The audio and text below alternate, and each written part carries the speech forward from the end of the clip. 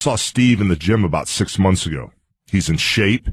He looks great. He's ready to go. I don't know physically how his back or his neck is, but that's the one match that I would love to have. Hulk Hogan versus Stone Cold. I'd love to get in the ring with him. All right, we've got Ricky here. Why don't we see you playing lead roles in movies? Well, you know, it's to the point now at my age that I think maybe I'd be a good supporting actor like a Gene Hackman or a straight guy for one of the leading guys. I had my day already, you know. I had my little lead role acting career when I was younger, and I did a lot of kids movies. But I think at this point in time, if I was to get back into acting, it would definitely be like in a supporting actor role. All right, we've got Mike Allen. I heard you say, oh, what's going on here? What is going on? Oh, this must be Paul Orndorff. I've heard Paul say a lot of disparaging and demeaning things about you. Do you really dislike each other, or is it all a work? This is Paul Orndorff.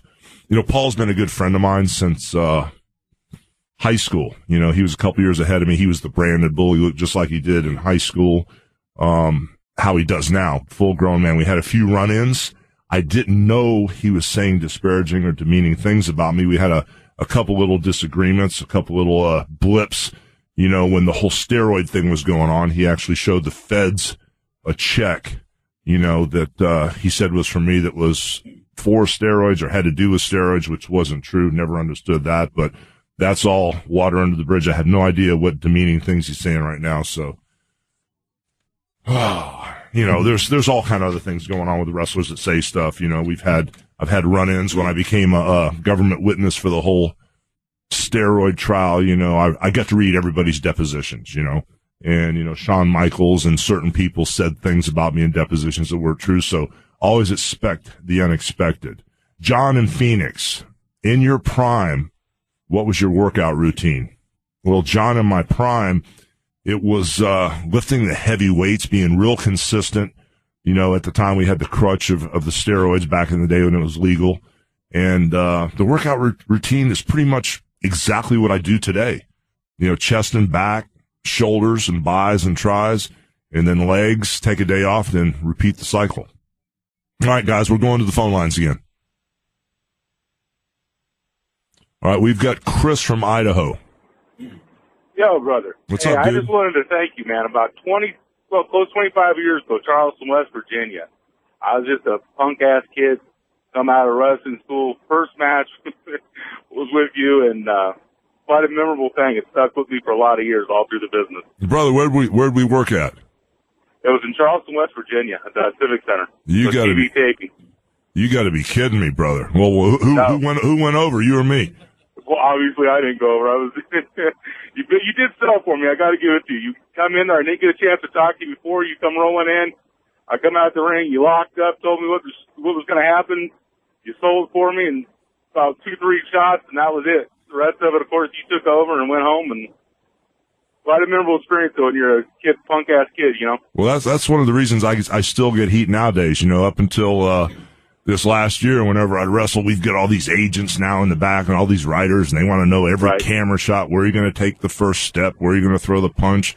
If you're going out over the top rope, where's he going to land? And I mean, my whole deal, as you know, if you apparently have been in the ring with me, brother, that, you know, I just sit back in the back and I go out there and lock up and just say, all right, brother, duck the punch, you know, miss something. I'm going to make a little comeback, 3 punches, big foot, and the leg drop, brother. You know, so it's pretty much, you know, when you get in the ring, I know we probably just had a short match if you were just putting me over. Yeah, it was a squash. Yeah. But basically at the end of the day, that's what this business is all about, is going out there and just working together. So thank you, brother. I appreciate you helping me get to the top.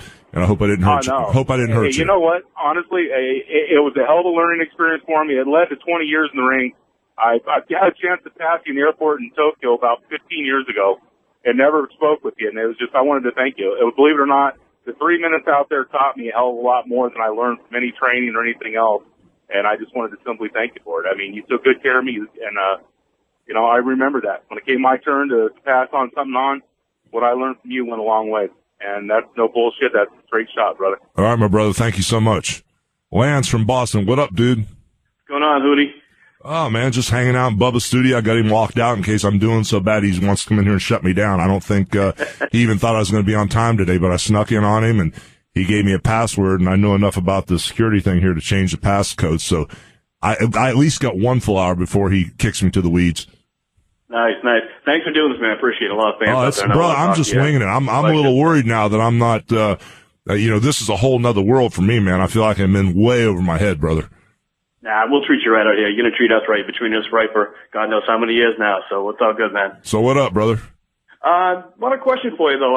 How'd you actually get up being with TNA? I know, after the whole Hall of Fame thing with Vince and, thought you'd be sticking around for a while. And well, brother, I tried. Want to come back? I tried. What was that, bro? I'm sorry.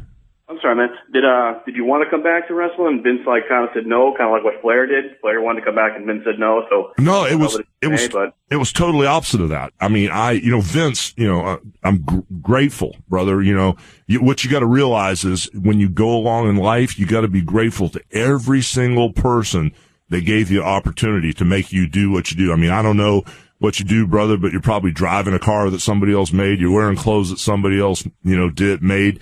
And like this opportunity with Bubba and Howard Stern to give me this opportunity, for Howard Stern to open the doors, for Bubba to pave the way. I'm grateful for this whole thing. So I'm so grateful for what Vince, it took Vince McMahon to help make me. I didn't do it on my own. So we've always agreed to disagree, and we were actually talking on the phone right before I went to Australia.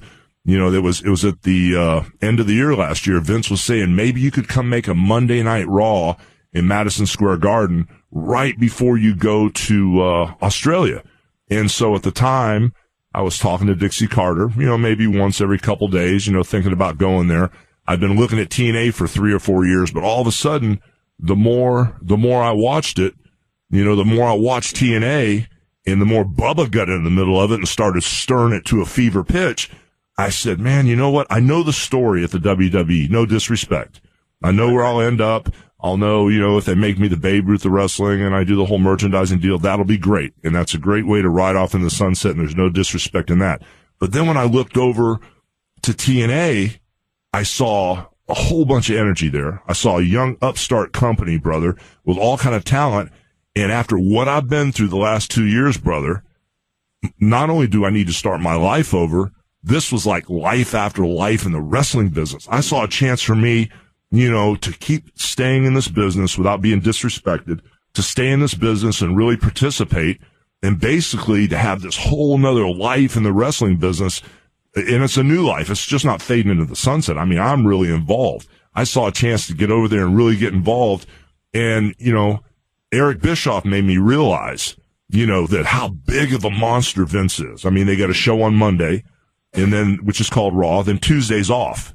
And then Wednesday, Thursday, Friday, Saturday, and Sunday, even on the Spanish stations, they get all these other shows that point to the main mothership, Monday Night Raw. And I was going, man, WWE's such a big monster. TNA's get so much energy. It's such a young company. We got to keep fighting the monster. And Eric just made me calm down a bit, because Randy Orton started in 2001 at the WWE, the same time Eric did. And right now, Randy's in his prime 9 years later. TNA's only been around for about 6.5 years, brother. So if you put that in perspective, this is where the future is. I mean, we've got a show on right now as we're talking called TNA Reaction. I don't know if you've got it on your TV now, brother. Yeah, I'm actually DVRing it right now. Yeah. Okay, cool, bro. But it's like a real inside edgy look, real grainy look at what really goes on back there. You'll see me cussing and throwing a beer can down. The cameras are everywhere back there, and we're not bumping to the cameras. We're not promoing to the cameras. I'm not going, lock down this, lock down that. It's not that at all. So I think, this is where the future is. More wrestling, a young company that's got a bunch of guys that, I don't have to deal with the Hulk Hogans. I don't have to deal with, the Goldbergs, no disrespect intended. I don't have to deal with the Rocks, no disrespect intended. These guys are there to work. They don't care about how big the contracts are. They don't care. Like Jeff Hardy came back with the right attitude. RVD's a player all the way. These guys are laying it all on the line because they know when this company grows, I'm going to treat people, and Dixie Carter is going to treat people different than anybody else. As this company grows, if you guys are on Team Hogan, on Team TNA, we're going to make sure all the boats float, brother. That's why I went there. No, we appreciate that a lot, man. I know a lot of fans out there kind of thinking like, he kind of turns his back on Vince or whatever, but like they're, the real Team Hogan fans out there don't think that at all. We appreciate you, and we're definitely watching you at TNA and wish you best of luck.